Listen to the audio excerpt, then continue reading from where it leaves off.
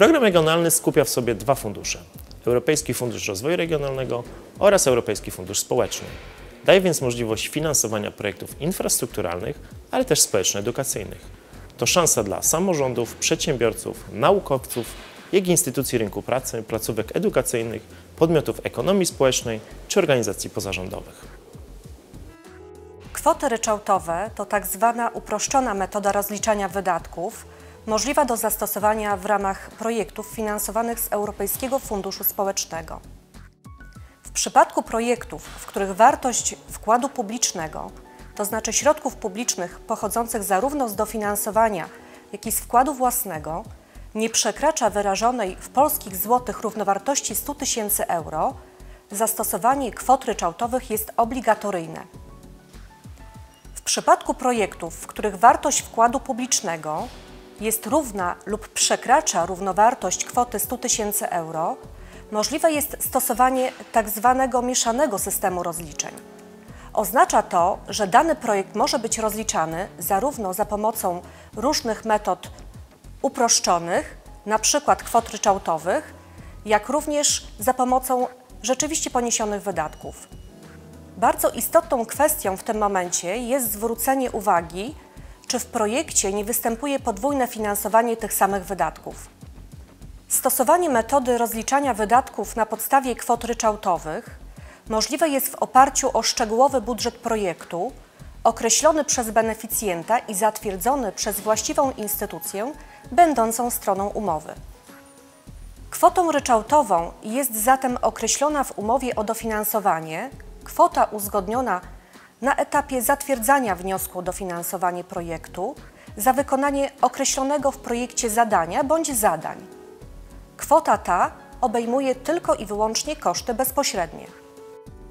W przypadku, gdy realizacja projektu jest w całości zlecana wykonawcy, w projekcie nie można zastosować tej metody rozliczania wydatków. Wyliczenia wydatków podlegających kwotom ryczałtowym należy dokonać w oparciu o rzetelne, sprawiedliwe i możliwe do zweryfikowania dane. Mogą to być ogólnodostępne dane statystyczne, mogą to być dane historyczne danego beneficjenta, może to być również praktyka księgowa stosowana przez danego beneficjenta. Kalkulację w oparciu o kwoty ryczałtowe należy przedstawić we wniosku o dofinansowanie. Część ta będzie podlegała weryfikacji w trakcie oceny projektów. Zatwierdzając wniosek o dofinansowanie, instytucja pośrednicząca zatwierdza również kwotę wydatków przeznaczoną na dane zadania, czyli kwotę ryczałtową. W przypadku rozliczania projektu za pomocą kwot ryczałtowych należy pamiętać, że koszty pośrednie są kalkulowane zgodnie z obowiązującymi wytycznymi kwalifikowalności i mogą być ustalane na odpowiednim, uzależnionym od wartości wydatków bezpośrednich, poziomie procentowym wahającym się od 10 do 25%. Wydatki w ramach kwot ryczałtowych traktowane są jako poniesione. Nie ma konieczności opisywania ani gromadzenia dowodów księgowych. Na etapie podpisywania umowy o dofinansowanie instytucja organizująca konkurs uzgadnia z beneficjentem dokumenty, które będą podstawą rozliczenia kwoty ryczałtowej. W umowie o dofinansowanie określone są zatem zarówno kwoty ryczałtowe przyznane w ramach projektu, dokumenty, na podstawie których te kwoty zostaną rozliczone, jak i wskaźniki, które beneficjent musi osiągnąć. Instytucja pośrednicząca, będąca stroną umowy, zobowiązuje beneficjenta w umowie o dofinansowanie do przedstawienia dokumentacji potwierdzającej osiągnięcie rezultatów, wykonanie produktów lub zrealizowanie działań zgodnie z zatwierdzonym wnioskiem o dofinansowanie projektu. Weryfikacja wydatków zadeklarowanych do rozliczenia w ramach kwoty ryczałtowej dokonywana jest w oparciu o faktyczny postęp realizacji projektu i osiągnięte wskaźniki. Przy czym weryfikacja wydatków polega na sprawdzeniu, czy działania zadeklarowane przez beneficjenta we wniosku o dofinansowanie zostały zrealizowane, wskaźniki produktu osiągnięte. Rozliczenie co do zasady jest uzależnione od zrealizowania danego działania, ale może być również dokonywane w etapach w zależności od specyfiki projektu. Na przykład, gdy w ramach projektu zakłada się realizację różnych etapów działania, które mogłyby być objęte kilkoma kwotami ryczałtowymi.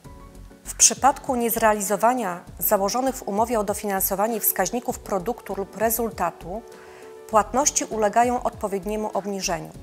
Nieosiągnięcie w pełni wskaźników określonych w umowie o dofinansowanie przyznanych na kwoty ryczałtowe powoduje niezakwalifikowanie całej kwoty ryczałtowej, a zatem weryfikacja wydatków przyznanych kwotą ryczałtową dokonywana jest w oparciu o metodę spełnia-nie spełnia. Instytucja pośrednicząca jako strona umowy może weryfikować rozliczanie działań i osiągnięcie wskaźników produktu lub rezultatu podczas kontroli na miejscu lub wizyty monitoringowej.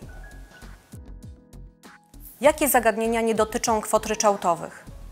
Nie dotyczy zasada faktycznego poniesienia wydatku, procedura konkurencyjna wyboru wykonawcy i wytyczne wynikające z nich obowiązki beneficjenta dotyczące angażowania personelu.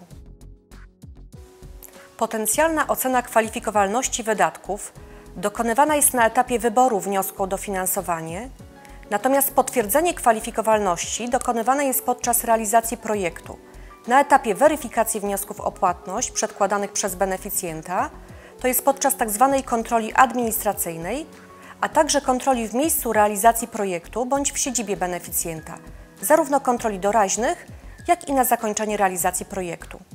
Kontrole projektu mogą być przeprowadzane przez inne instytucje systemu wdrażania, w szczególności przez instytucję zarządzającą, certyfikującą lub audytową, a także podczas kontroli przeprowadzanych przez instytucje spoza systemu wdrażania, np. Urząd Zamówień Publicznych bądź Krajową Administrację Skarbową. W przypadku nieosiągnięcia w ramach danej kwoty ryczałtowej wskaźników, ale także w przypadku realizacji projektu niezgodnie z podstawowymi założeniami wniosku o dofinansowanie, uznaje się, że beneficjent nie wykonał zadania prawidłowo oraz nie rozliczył przyznanej kwoty ryczałtowej.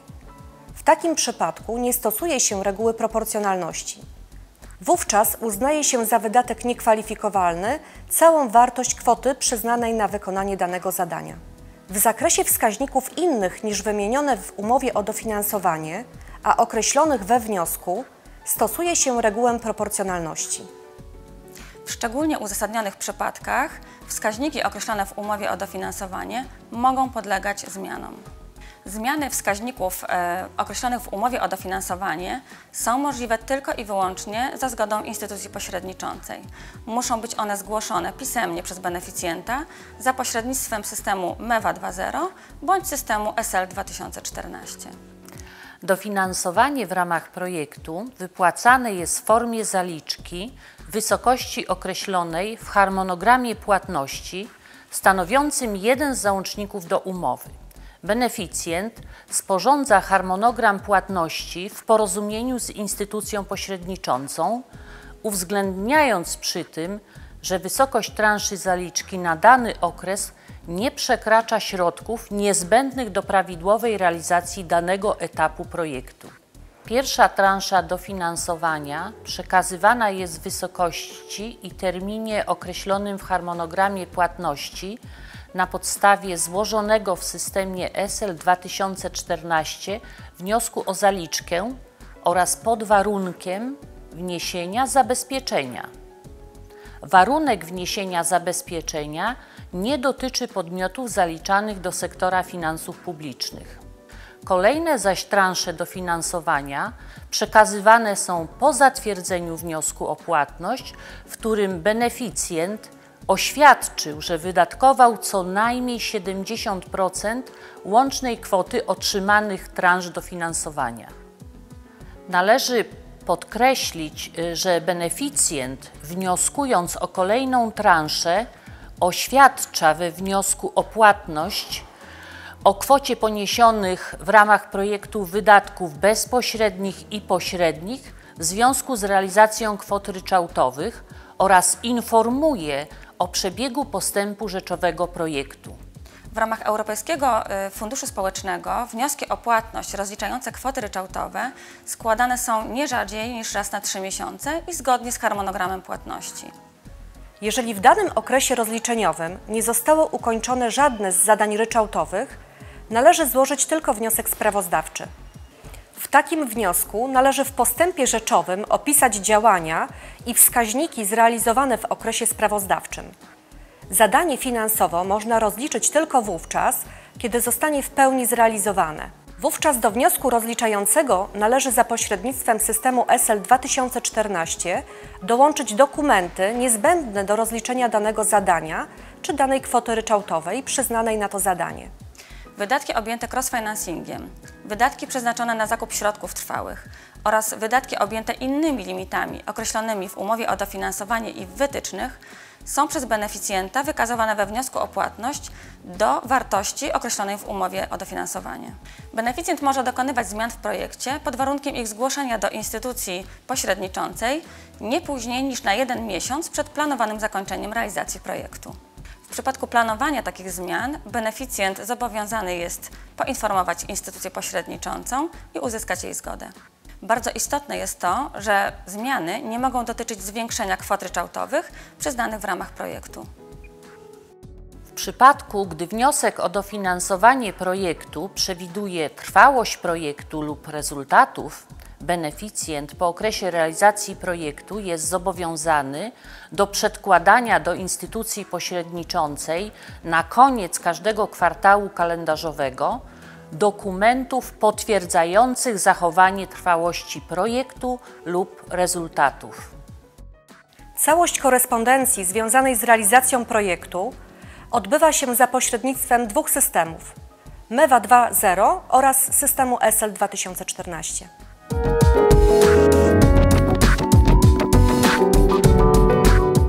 Jeśli chcesz uzyskać więcej informacji o procesie pozyskiwania środków z funduszy europejskich w ramach Regionalnego Programu Operacyjnego dla Województwa Mazowieckiego na lata 2014-2020, zobacz inne nasze wideoinformatory. Znajdziesz je na stronie internetowej funduszedlamazowsza.eu. Więcej informacji uzyskacie Państwo w naszych punktach informacyjnych w Warszawie, Płocku, Ciechanowie, Siedlcach, Ostrołęce i Radomiu.